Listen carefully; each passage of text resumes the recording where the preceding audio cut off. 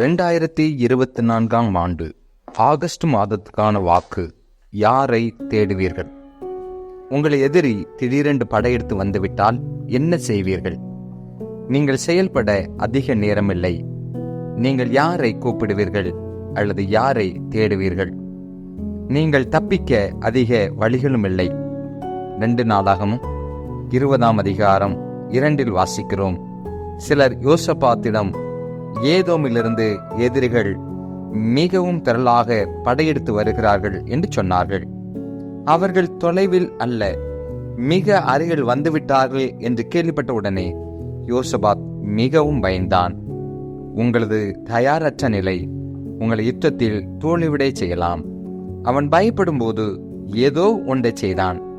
பயம் எப்பொழுதுமே ஒரு எதிர்மறையான உணர்வு அல்ல, மாறாக ஒரு நல்ல பதிலை கொடுக்கும் நேர்மறையான பதிலாக கூட இருக்கலாம். யோசபாத்தின் பயம் அவனை 3 காரியங்களை செய்ய வழிநடத்தியது. முதலாவது, அவன் முகத்தை திருப்பினான். அவன் தன்னை அல்லது தன் முகத்தை கர்த்தருக்கு நேராக திருப்பினான். அவன் உடனே செயல்பட்டான். அவன் தன் முகத்தை கர்த்தருக்கு நேராக திருப்பினான். நாம் எதிரியின் பலத்தையும் அவர்கள் கடந்து வந்த தூரத்தையும் அவர்கள் கை கொள்ளும் யுக்தியும் கண்டுபிடிக்க முயற்சி செய்து பயத்திலே வாழ்வதுதான் நம்முடைய பிரச்சனையாயிருக்கிறது. விரைவில் எதிரியை சந்திக்கப் போவதை அறிந்து உறுதியாக நின்று கர்த்தரை நோக்கி பார்த்தான்.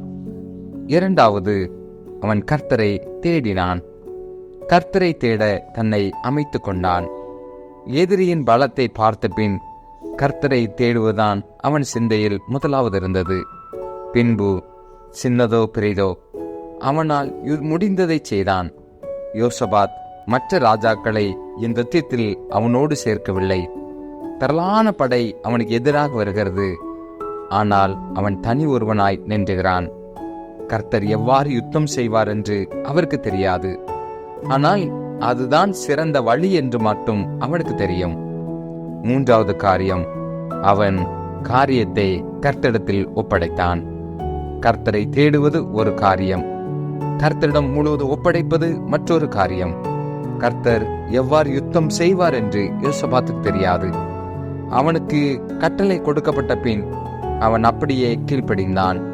இந்த யுத்தத்துக்கு கர்த்தர் எந்த ஒரு வழக்கமான முறைமையும் உபயோகிக்கவில்லை. அவருடைய வழிமுறை மிக வித்தியாசமாயிருந்தது.